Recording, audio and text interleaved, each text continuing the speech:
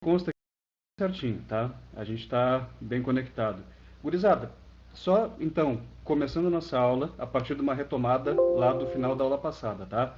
A gente está vendo Platão e já fazendo aquela transição de Platão para Aristóteles, que é, digamos, o núcleo duro, a parte mais considerável do pensamento grego, da filosofia grega, até mesmo do ponto de vista da prova do Enem, né? Daquilo que já caiu, daquilo que a gente tem assim em termos de retrospecto, beleza?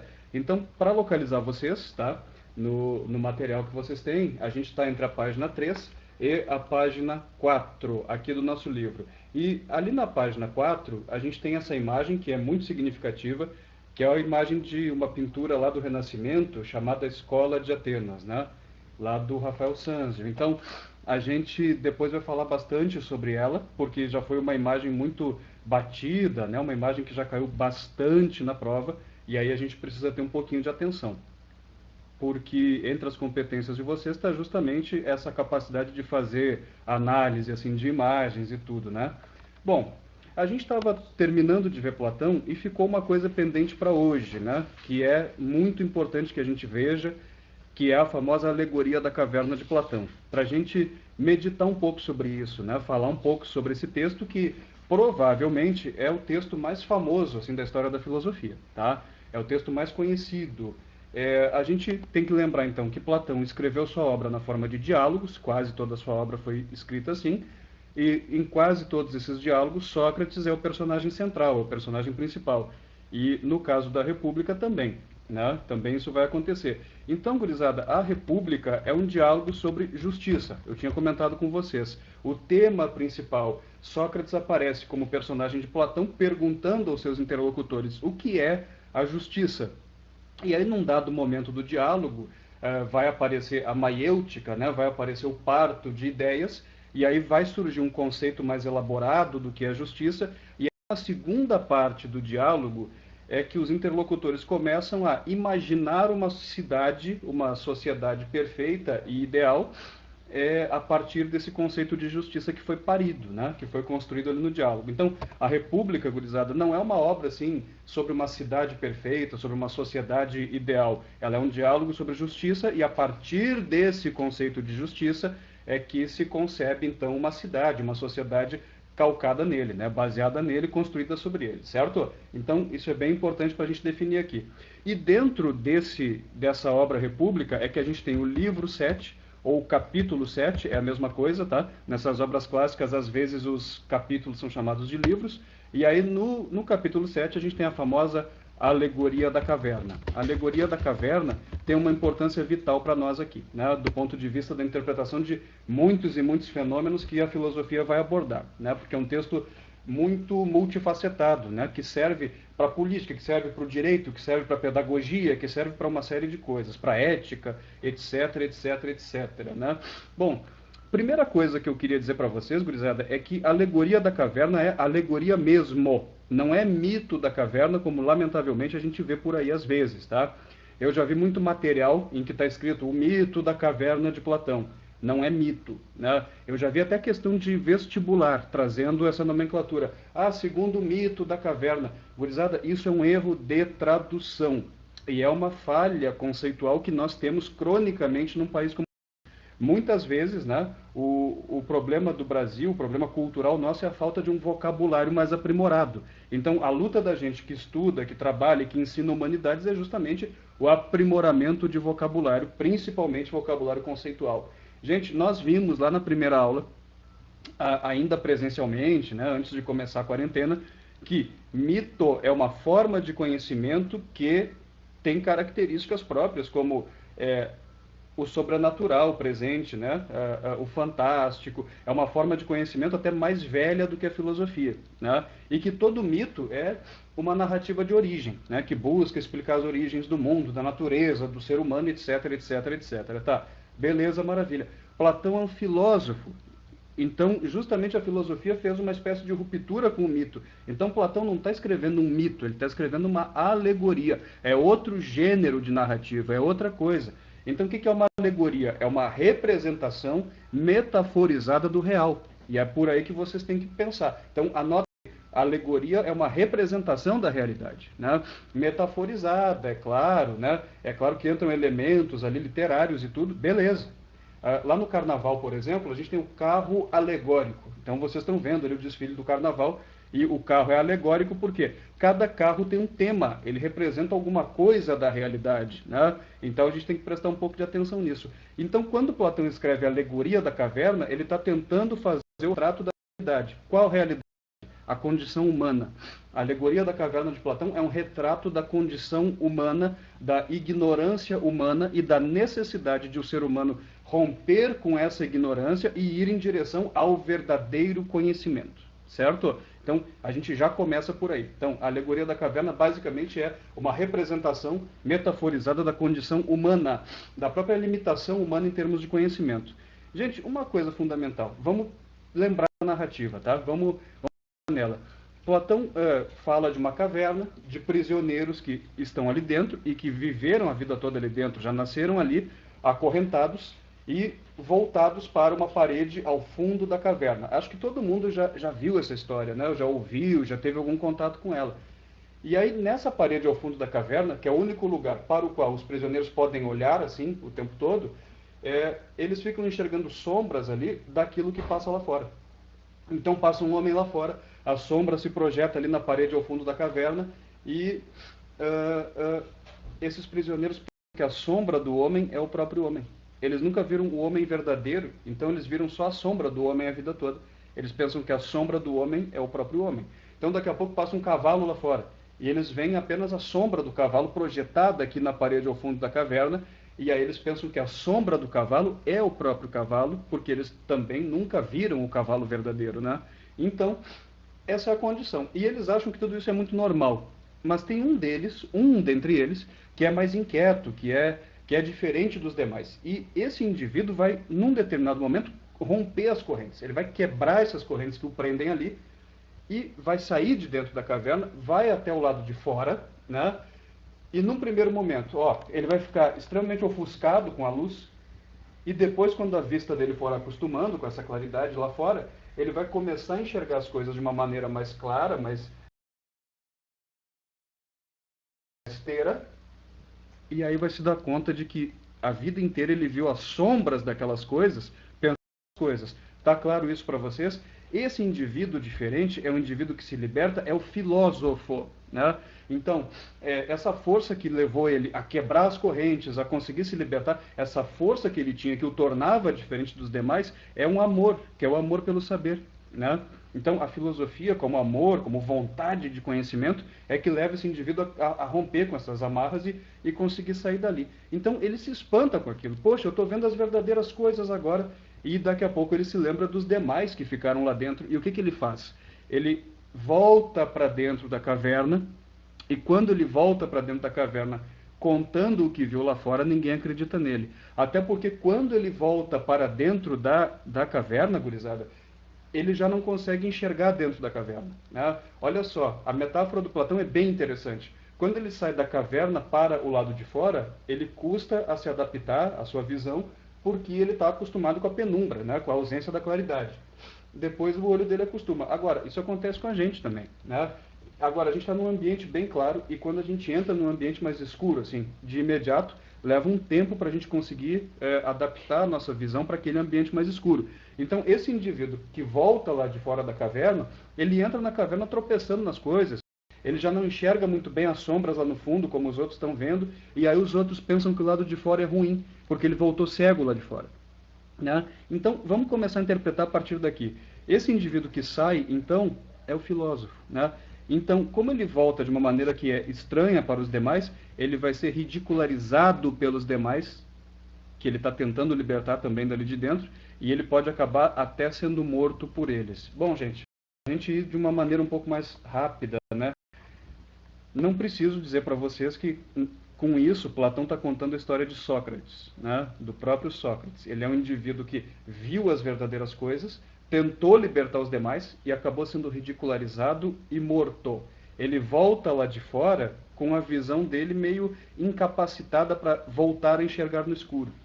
Então, nesse sentido, Platão está respondendo, lembrem-se, Ele está respondendo ao comediante Aristófanes, que eu tinha comentado com vocês. Aristófanes escreveu uma peça de teatro satírica chamada As Nuvens, né? Debochando de Sócrates, satirizando, porque Sócrates era um cara esquisitão. Aristófanes criou aquele estereótipo do filósofo, né, como um cara sempre meio alienadão, meio ausente da realidade, e criou-se uma imagem que perdura até os dias de hoje, do filósofo como um cara estranho, assim, né, e Platão nesse momento está dando uma espécie de resposta, né, está dando uma rebatida. Olha só, o filósofo parece estranho aos olhos dos demais porque ele vê mais do que os outros, né? E todo indivíduo que vê mais do que os outros, que é um visionário, que é alguém que alcança o verdadeiro conhecimento, é claro que vai ser estranhado pelos ignorantes que não conseguem ver a mesma coisa do que ele. E, no entanto, ele está tentando libertar esses ignorantes da sua condição de ignorância e acaba sendo ridicularizado e morto. Beleza?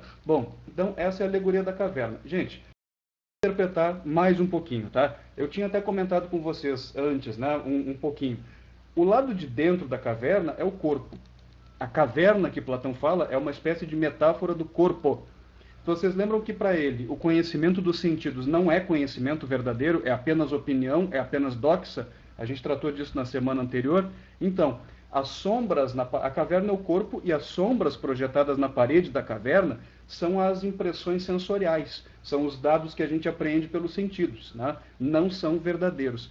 O lado de fora da caverna é o mundo das ideias, né? As coisas verdadeiras são as próprias ideias, né, que habitam, que povoam esse mundo das ideias. Tá? Lá no mundo das ideias, gurizada, que é representado então no lado de fora da caverna, existe uma certa hierarquia. Tem ideias assim mais importantes do que outras. Então, a ideia mestra, a ideia que prevalece sobre todas as demais, é a ideia do bem, né? A ideia que Platão chama até de sumo bem. Estou colocando aqui no chat para vocês, tá? Que é o bem mais elevado, né? A ideia do bem. Então ele faz essa metáfora do sol. É o sol que permite que tudo viva, que tudo cresça e floresça, que tudo possa ser visto, inclusive, né? A gente enxerga as coisas quando elas estão iluminadas. Enxergar não depende apenas dos olhos, depende também da luminosidade, né? Então é o sol, é a luz do sol, né, que se irradia do sol, que permite que a gente enxergue tudo. Então lá no mundo das ideias, é a ideia do bem que mantém a vida de todas as demais, né, que permite que a gente alcance todas as demais. Então todas as coisas têm que estar voltadas para o bem, né? E pelo bem, inclusive esteticamente. Platão vai dizer que belo é aquilo que é bom, e bom é aquilo que é belo. Então, existe uma certa simbiose no pensamento estético dele entre o belo e o bom, né? Só mais uma palhinha, assim, para vocês irem pensando, né? E aí, gurizada, o que mais eu posso colocar para vocês? Fazendo uma interpretação bem clara, tá? Quando a gente está trabalhando filosofia, e isso é uma coisa que vale para o conteúdo de filosofia como um todo, a gente tem basicamente 3 temas principais, 3 assuntos. Aqui eu vou abrir um parênteses e vou pedir permissão de vocês para fazer isso, para a gente pensar de uma forma mais ampla, tá? A filosofia ela é uma área do saber bem diferente das outras, no seguinte sentido: a filosofia não tem um objeto específico de que ela trata, né? A biologia trata dos seres vivos, né? A química trata aí dos elementos e dos compostos que se formam a partir deles. A geologia, você sabe do que trata, do solo, das camadas, das rochas, etc., né? A astronomia, você sabe do que trata. Então, todas as demais ciências, disciplinas ou áreas do saber, elas têm determinados objetos definidos que elas trabalham, né? No caso da filosofia, é um pouco diferente. A filosofia trabalha o quê, né? Ela pode trabalhar tudo, ela tem um objeto específico e tal. Isso é um tema bastante polêmico, né? Qual é o objeto, do que trata a filosofia? Qual é o assunto que ela trata, né? Então, é uma discussão muito ampla, a gente não pode entrar nela, porque até hoje não há um consenso sobre isso, mas dito para vocês, de uma maneira bem prática, assim, de uma maneira bem pragmática, tá? Quando a gente fala de filosofia no Enem, no vestibular, tem 3 assuntos que ela aborda, e tudo que cair ali nas questões de filosofia não vai fugir a esses 3 assuntos. O primeiro assunto, galera, é o assunto do conhecimento, né? Que é aquilo que eu tratei de trabalhar com vocês na primeira aula. Estou colocando aqui no chat. Conhecimento. O que é o verdadeiro conhecimento? Quais são as formas de conhecimento? O que é a filosofia? Qual é a diferença da filosofia para o mito? Da ciência para a filosofia? Da religião para a ciência, né? Saber quais são as formas de conhecimento, as diferenças e semelhanças entre elas, e etc. E também toda uma discussão, qual é a fonte do verdadeiro conhecimento? É o pensamento puro? Ou os sentidos podem dar conhecimento para nós ou não podem? Né? Então, tudo isso está dentro desse primeiro tema, que é o tema do conhecimento. Tá? O segundo grande tema que a filosofia trabalha, que a filosofia aborda, é o tema da ética. O que é a ética? É a procura pelo bem comum, é a procura racional pelo bem comum. Toda vez que a gente para pensar, mas como é que a paz mundial seria possível? Né? Ou será que dá para viver numa sociedade onde todo mundo esteja satisfeito? Ou na sociedade o bem de um sempre vai ser o mal de outro? Né? Então, isso é a ética, né? E Sócrates inaugura esse tema, e Platão desenvolve mais ainda. Procura racional pelo bem comum. E o terceiro tema que a filosofia trabalha com vocês, gurizada, é o tema da política. Então, no livro de vocês, vocês encontram até capítulos, assim, dedicados, né?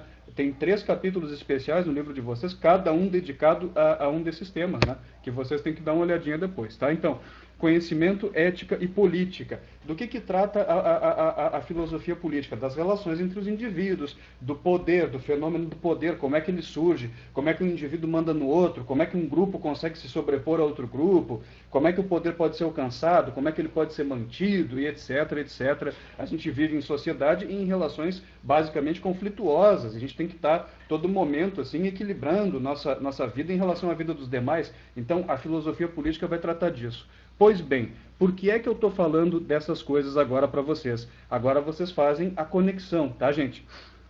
A Alegoria da Caverna de Platão é o primeiro texto da história da filosofia que trabalha os 3 temas e de maneira conjunta. Na Alegoria da Caverna vocês encontram a teoria do conhecimento de Platão, vocês encontram o tema da ética presente em Platão e vocês encontram o tema da política, da teoria política de Platão aí presente. Então é uma espécie de texto multifacetado e que aborda os 3 assuntos e amarra. Como é que ele amarra? Né? Primeiro, a teoria do conhecimento de Platão está toda aí dentro dessa narrativa, dentro dessa alegoria. Por quê? Ali que ele mostra, né, que o conhecimento verdadeiro é o conhecimento do pensamento puro, do mundo das ideias. É aí que ele mostra, de uma maneira bem didática, né, que os sentidos não prestam para produzir conhecimento, fazendo então a metáfora das percepções sensoriais com as sombras. Então, ele está mostrando para nós, né, que o universo é dividido em 2 partes, e sendo dividido em 2 partes, a parte ideal é a verdadeira, e é de lá que a gente extrai, busca o conhecimento verdadeiro. Então, é o lado de fora da caverna.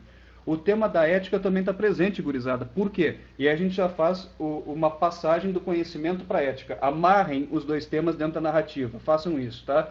Como assim? Esse indivíduo que vai lá fora, que se liberta, o filósofo, né, que era prisioneiro, se liberta e vai até o lado de fora, ele agora é o indivíduo que mais sabe. Ele é o indivíduo menos ignorante do grupo, né? E ele sabe das verdadeiras coisas, inclusive do bem.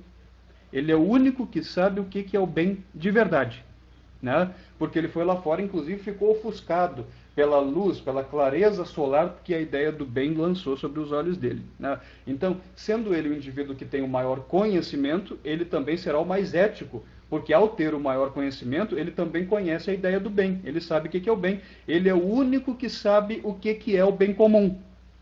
E aí a gente já faz a passagem para a política. É óbvio, né, gurizada? Sendo ele o único que sabe o que é o bem verdadeiro, é ele quem vai governar. Entendeu? É aí que surge, né, a famosa teoria política de Platão do rei filósofo. E aí ele diz claramente, depois da alegoria da caverna, né, que os filósofos é que devem governar. Por quê? Eles são os que mais sabem, e sendo os que mais sabem, são aqueles que sabem o que é o bem comum, que conhecem a ideia do bem. Deu para entender, galera? Então, a teoria política de Platão é uma teoria bem fechada, assim, bem autoritária até. E aí o aspecto antidemocrático do pensamento dele vai aparecer aí, né? Então ele não é democrático. Ele acha que somente os indivíduos que conseguem ver as verdadeiras coisas, que conseguem alcançar o conhecimento puro e verdadeiro das ideias, é que devem governar. Então, o rei filósofo que ele acha então que vai promover o bem da coletividade. E aí a gente já pode ter assim um ponto para pensar, né? Mais um ponto para pensar. O elitismo de Platão está aparecendo aí. Vejam, ele não trata a todos como iguais. É um indivíduo que se liberta, é um que tem essa capacidade de se libertar e ir para o lado de fora, né? Então, aquele elitismo dele, né, que a gente tratou na primeira aula sobre ele, está aparecendo aí com muita clareza também, né? Então, ele diz então que é um indivíduo, um pequeno grupo de indivíduos que deve exercer o governo, mas como eles sabem o que é o bem comum, é claro que essa cidade governada por eles, essa república governada por eles, vai ser muito justa, harmônica e boa. Isso funciona, gurizada? É aqui que eu quero meditar um pouco com vocês, para a gente fazer até uma espécie assim de filosofia da história, né? Quero meditar um pouquinho com vocês a respeito. Vejam só. A princípio, Platão parece até muito bem intencionado. O indivíduo que mais sabe o que é o bem comum, vai saber então exercer o poder e promovendo esse bem comum na cidade que ele governa. Maravilha. Mas se vocês saírem do plano teórico, que é o que Platão está fazendo aqui, criando aqui, e olharem para a história, gente, muita atenção para essa reflexão, tá?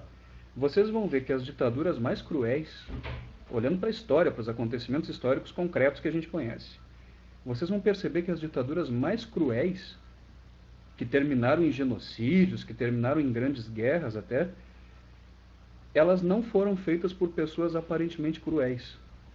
As grandes ditaduras e os governos mais repressivos e tal, em geral, são exercidos por pessoas que justamente diziam saber o que o povo necessitava, qual era o bem comum, entendeu? Então é uma maneira da gente rebater Platão. Na teoria dele é tudo muito bonito, mas para os alemães da década de 30, Hitler era o cara que sabia promover o bem do povo, né? Era o cara que tinha enxergado mais do que os outros e que sabia fazer o bem daquela coletividade e tudo mais. E olha no que deu, né? E a gente pode pensar em N outros exemplos históricos. Eu peguei um mais expressivo, que é o caso do nazismo, né? Mas do nazifascismo, né? Com Mussolini na Itália vai ser assim também, né? E quando a gente para pensar no populismo no Brasil e na América Latina, aquela ideia do presidente eleito que vai governar e que vai salvar todo mundo, que vai, né?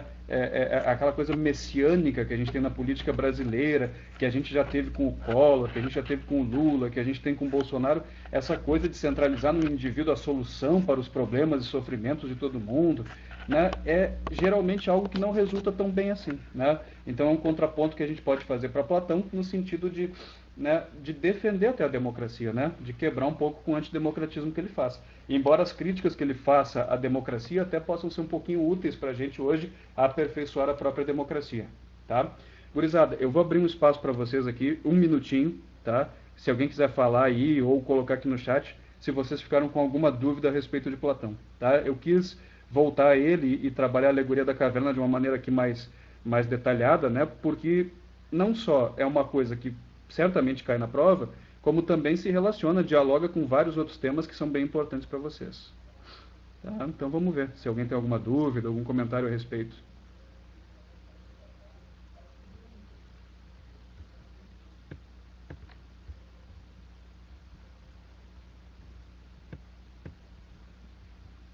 Stephanie dizendo que os maiores ditadores faziam mal. Mas justamente foi isso que eu falei, gente. Justamente foi isso que eu falei, né? Essa coisa de que um indivíduo sabe o que é o bem da coletividade e tal, geralmente não termina bem. Então, o que Platão está propondo é que um indivíduo governe porque esse indivíduo viu a luz. Ele é que sabe conduzir o povo, ele é que sabe promover o bem do povo, né? É uma perspectiva bem antidemocrática. Então, foi justamente isso que eu falei, Stephanie. Se a gente para pensar na aplicação histórica disso que Platão está falando, sempre terminou em tragédia humana, né? Então, essa ideia de que um indivíduo sabe como promover o bem, né, da gente e tudo mais, né, faziam mal, instruíam para o mal. Sim, exatamente. Né? Mas é exatamente isso que eu estou colocando para vocês, né? Em tese, essa coisa de Platão funcionaria muito bem, né? Olha só, se o indivíduo sabe o que é o bem, ele vai promover o bem do povo, então ele deve governar, beleza e maravilha. Em tese é uma coisa ótima. Mas se a gente vai olhar a aplicabilidade concreta, a gente vai ver que sempre resultou em guerra, sempre resultou em extermínio, sempre resultou em genocídio, etc, etc, etc. Né? Então, por isso que eu digo, a gente pode rebater o que Platão está propondo com as experiências históricas. Toda vez que um indivíduo chegou ao poder dizendo, eu vi a luz e eu sei o que é o melhor para vocês, como é que terminou isso, né? Então, é uma maneira da gente rebater o que Platão está falando, na teoria dele, certo? Alguém tem mais alguma dúvida a respeito de Platão, gurizada, desse ponto? Isso sempre suscita, né, uma grande discussão, uma amplitude, né, muito grande de possibilidade de debate. Mas eu estou falando disso também para vocês já irem pensando, né, em como correlacionar essas coisas com algum tema de redação que vocês tenham que fazer no curso, né, como exercício que vocês fazem periodicamente, e também depois, na hora de fazer o Enem, na hora de fazer o vestibular, de repente Platão sempre pode ser citado, né? Alguma coisa que se aproveite do pensamento dele ou alguma coisa que a gente possa rebater. Mas lembrando, gente, foi justamente isso que eu coloquei. A teoria de Platão funciona muito bem na cabeça dele, mas se a gente vai olhar a experiência histórica, aquele indivíduo chegou ao poder dizendo que viu a luz e que sabia, né, como fazer o bem e promover o bem. Como é que terminou isso, né? Terminou sempre muito mal, né? Então, Platão não tem razão. Platão confrontado com a história não tem razão nenhuma. Fechou? Aí a gente passa para Aristóteles, tá? Gurizada, então Aristóteles está aqui na página 4, tá? Essa pintura que a gente tem aqui, tá? Aqui tem preto e branco, vocês não vão conseguir enxergar muito bem, mas é a Escola de Atenas, tá? De Rafael Sanzio. Rafael, um dos grandes pintores do Renascimento, junto com Michelangelo, com Da Vinci, né? E ele pinta esse quadro ali no começo do século XVI, 1509, né, que ele começa a fazer esse trabalho. Portanto, o Rafael Sanzio viveu bem depois, né, de Platão e Aristóteles. Mas ele tenta retratar nesse quadro o conflito de ideias que apareceu ali na antiguidade grega entre esses dois pensadores. Então, como é que a gente pode fazer essa correlação? Quando a gente pensa nos três porquinhos, né, no nosso trio mais importante, o nosso trio assim, que é o núcleo duro da filosofia grega, que é Sócrates, Platão e Aristóteles. Como é que a gente vê a correlação entre os três, né? Sócrates foi mestre de Platão, vamos lembrar disso, e Platão foi professor de Aristóteles, né? A gente pode dizer que Platão foi discípulo de Sócrates. Isso a gente pode dizer, claro, com toda certeza, né? Mas Aristóteles não foi necessariamente um discípulo de Platão. Ele foi aluno de Platão e depois rompeu com Platão, né? E refutou Platão. A Nicole está pedindo aqui, eu queria apenas que tu falasse de novo como a ética platônica se insere no mito da caverna. Nicole, só um reparozinho. Alegoria, tá? Vamos deixar o mito de fora, tá? Então, alegoria. Eu sei que tu já deve ter aprendido na escola, assim, lido, né? Em livro didático, etc. Até questão de vestibular, mas é uma forma equivocada de chamar, tá? É alegoria, né? Ensinaram errado para a maioria de vocês. Então, é o seguinte, a ética se insere no seguinte sentido. A ideia do bem é a ideia principal, segundo Platão, no mundo das ideias. Ela faz o papel de sol lá no mundo exterior à caverna, que é a representação do mundo das ideias, entendeu? Ó, vamos tentar entender a metáfora que ele faz. Aqui no nosso mundo, tá? É o sol que permite que tudo viva, que tudo possa crescer, sobreviver, florescer, germinar, e que tudo também possa ser visto, né? Possa ser enxergado. Então, o sol para nós aqui faz um papel fundamental, crucial. Sem ele, a vida não seria possível, né? Então, lá no mundo das ideias, a ideia do bem, o conceito do bem, né, faz um papel de sol. É o que permite que tudo possa sobreviver, vingar, viver. Digamos que a ideia do bem é uma espécie de ideia mãe de todas, né? Sem a ideia do bem, nenhuma das outras ideias poderia existir. Sem a ideia do bem, a gente não poderia conhecer nada, né? Então, se o filósofo saiu da caverna, foi até o lado de fora e foi até mesmo ofuscado por esse sol, ele foi ofuscado pela ideia do bem, ele viu o bem. Ele sabe, então, o que é o bem de verdade, o sumo bem.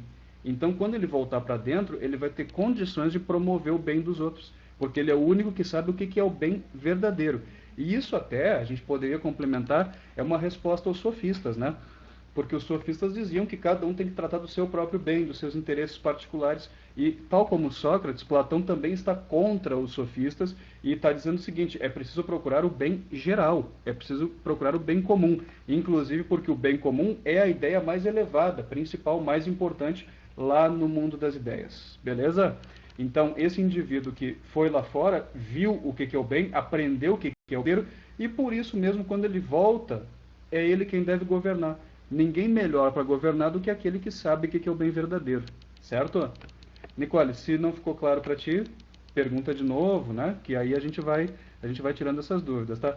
E a Stephanie dizendo, não vou matar ninguém não, gente. Não, na verdade, a gente precisa dar uma aprimorada assim no vocabulário conceitual, né? Isso que a gente tem que fazer. Eu disse para vocês já na primeira aula, muitas vezes a dificuldade para fazer questões de filosofia, sociologia, muitas vezes até não, né? Eu acho que quase sempre é isso que acontece, tá? Na maneira como a gente se apropria ou não do vocabulário, né? Então, geralmente vocês vão trabalhar com questões, e se vocês estão fazendo as listas, né, que eu estou enviando e tudo, né, a gente vai trabalhar com questões que trazem para nós assim textos, fragmentos de textos, e ali tem um vocabulário mais preciso, mais específico, tanto em filosofia quanto em sociologia.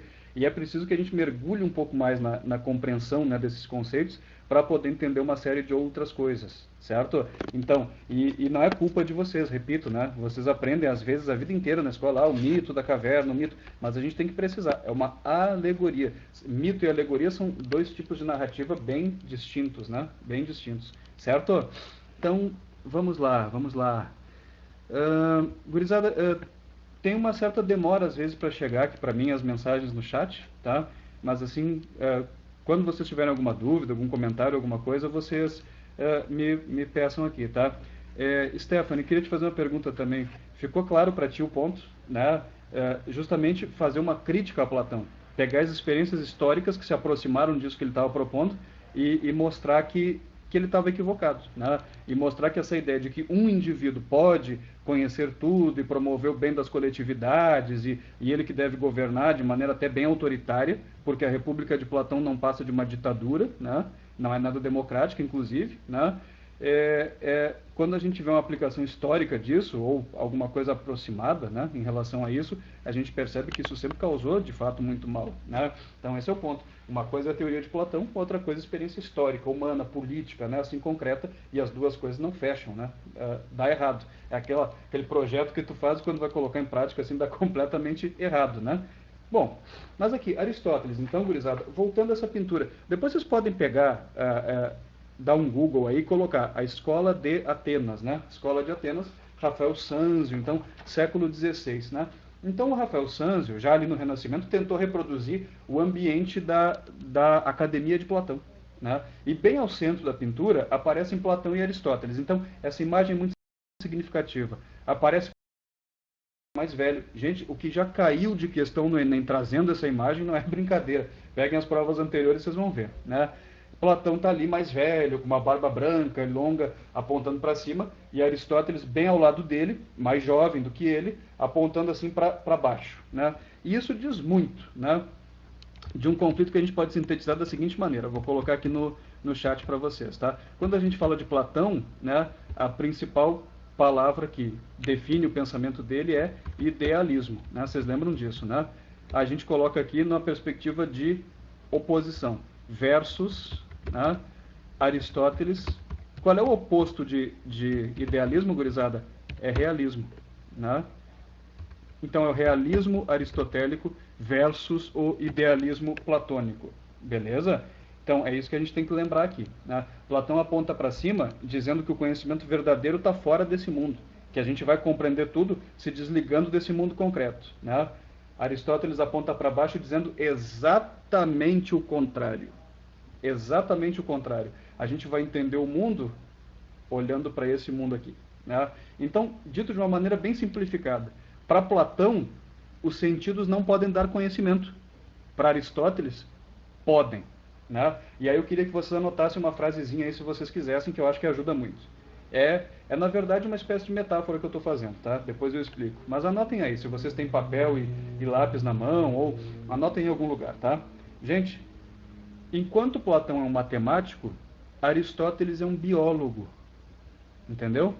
Enquanto Platão é um matemático, Aristóteles é um biólogo. Enquanto Platão é um matemático, Aristóteles é um biólogo. Por que isso é uma metáfora, assim, né? Porque na época de Aristóteles não existia a biologia definida como hoje. Mas a gente pode dizer que a visão de mundo de Aristóteles é muito biologicista. Então, qual é a diferença entre ele e Platão, né? vocês têm uma porta de madeira aí na casa de vocês, no quarto de vocês, olhem para a porta que vocês têm aí. Se for de madeira, melhor ainda. Olhem para a porta, tá? Então, qual é a diferença de compreensão, de percepção de mundo aí entre os dois, tá? Platão é um matemático. Então ele vai olhar para a porta, eu estou olhando para a minha porta ali, ele vai olhar para a porta e a única coisa que Platão vai querer saber sobre essa porta é a forma geométrica que ela tem. Ah, ela tem uma forma retangular, né? E quanto mede cada lado? Esse aquilo mede tanto, esse outro mede tanto. Então, ele se apropria desses dados e abstrai completamente e começa a calcular ali a área da porta, o tamanho da porta, entendeu? E ele não quer saber mais nada a respeito da porta, né? Aristóteles não. Aristóteles olha para a porta e a última coisa que ele quer saber é quanto à forma geométrica e a medida dela, em termos de escala numérica. A primeira coisa que Aristóteles vai perguntar é do que é que essa porta é feita. Ah, ela é feita de madeira. Tá, mas de qual árvore? Ah, da árvore tal. Tá, mas como é que isso foi cortado, né? E como é que a árvore é um ser vivo, né? E aí se pega a madeira dela para fazer a porta, então ela já está morta. E como é que, mesmo assim, essa madeira, que é o corpo morto da árvore, por assim dizer, não se decompõe, né? Permanece aqui. Então, Aristóteles quer saber da concretude. Ele quer saber do processo assim mais concreto, né, das coisas. Enquanto Platão quer saber mais sobre as formas, né, de uma maneira mais abstrativa. Deu para entender? Então, é por isso que um aponta para cima e o outro aponta para baixo ali na pintura. Dizem que uma imagem fala mais do que 1000 palavras, e nesse caso aqui da Escola de Atenas, realmente fala muito, né? Para vocês, já são 10h52, então vou deixar uma coisa aí para que Aristóteles era médico. Então é a partir daí que a visão biologicista dele também vai se construir. Vocês estão querendo fazer medicina e tal. Aristóteles era médico, né? Aos 18 anos, Aristóteles se muda para Atenas e vai se matricular na Academia de Platão. Então é lá que ele vai ser aluno de Platão durante alguns anos. Mas Aristóteles não era ateniense, ele não era nem grego. Aristóteles era macedônio, ligado à nobreza, à corte da Macedônia. Aquela mesma Macedônia que algum tempo depois vai invadir a Grécia e vai se iniciar então o período helenístico, né? O pai de Aristóteles, gente, era o médico pessoal do rei da Macedônia. O pai de Aristóteles era médico do rei Amintas da Macedônia, né? Amintas era pai de Filipe II, que por sua vez era pai de Alexandre o Grande, de Alexandre Magno, como vocês sabem, né? E Aristóteles, então, aos 18 anos, quando se muda para Atenas e vai estudar com Platão, Aristóteles já é médico, né? Porque naquele tempo a medicina não era ensinada assim, em escolas superiores, né? Como veio a ser depois, né? A medicina era um ofício, né? Ensinado, transmitido, como todos ou quase todos os ofícios daquele tempo, transmitido assim de pai para filho. Então, como é que foi a criação de Aristóteles? Ele cresceu aprendendo medicina com seu pai, aprendendo a fazer curativo, aprendendo a fazer bálsamos e fármacos a partir de plantas, né? Aprendendo a fazer medicamentos e tal. Então, é claro que a visão dele vai estar muito condicionada por isso. Platão teve uma infância no ócio. Platão era ateniense, da elite ateniense, escravista, né? Então ficou lá sem fazer nada a vida toda. Platão nunca lavou uma louça, Platão nunca botou a mão na massa. Então essa visão que Platão tem, de que somente o abstrato é que é verdadeiro, somente o abstrato é que é conhecimento verdadeiro, de alguma forma está muito ligada à própria percepção que lá em Atenas existia sobre o trabalho manual. O trabalho manual, a atividade prática, era uma coisa muito desvalorizada, como se fosse uma atividade, uma tarefa para ser feita por gente inferior. Então, isso justificava a própria existência da escravidão lá em Atenas, né? Os escravos eram considerados pessoas naturalmente inferiores, então, pessoas naturalmente inferiores é que tinham que trabalhar, que fazer o serviço concreto, assim. Então, Platão pensava assim. Então, Platão nunca tratou muito de mergulhar na realidade concreta, né? Aristóteles também vinha da elite, só que vinha da elite de uma outra cultura, né? Lá da cultura macedônica e tal, e justamente teve essa infância marcada por essa formação médica que ele teve, vendo o pai dele eventualmente curar pessoas, né? Então daqui a pouco faz um curativo, cauteriza, chega um nobre ferido de uma batalha e o pai de Aristóteles faz um curativo, cauteriza um ferimento, né? Alguém está com uma dor qualquer, e aí Aristóteles, menino, aprende que uma folhinha qualquer dá para fazer um anestésico, e etc, etc. Então, como é que ele não ia valorizar o saber prático? Entende? Então, justamente por isso é que ele acaba se confrontando com Platão depois, como está retratado aí na pintura, beleza? Já deu nosso horário aqui, gente, então na próxima aula a gente vai trabalhar Aristóteles, vou falar de algumas coisas e a gente segue depois pelo período helenístico. Eu já queria deixar para vocês uma dica bem importante. No final desse tópico aqui sobre esses pensadores, também aqui na página 4, eu coloco uma leiturinha de apoio chamada O Esplendor da Grécia, tá? Que faz uma síntese bem interessante do período que viveram Sócrates, Platão e Aristóteles, continua ali na página 5, e do próprio pensamento deles, né? Do trio aí mais importante do pensamento grego. Tá? Se vocês puderem dar uma lida nesse texto, sublinhar, né? Ele faz uma boa síntese, né? Uma boa concatenação de tudo isso que a gente tem visto até esse momento. Gente, como sempre, foi um prazer. Espero ter ajudado vocês também. Gostei que teve gente participando hoje. Gostaria que isso se ampliasse também para as próximas aulas, né? Que vocês vão retirando as dúvidas aqui. E qualquer coisa que vocês precisarem, contem com a gente. Não estamos juntos ainda presencialmente, mas estamos aqui permanentemente prontos, dispostos a ajudar vocês nessa preparação que vocês têm que fazer, certo? Então, bom dia para todo mundo, bom resto de semana para todo mundo. E a gente se vê então na quarta-feira que vem, tá bom? Valeu, gurizada. Tchau, tchau.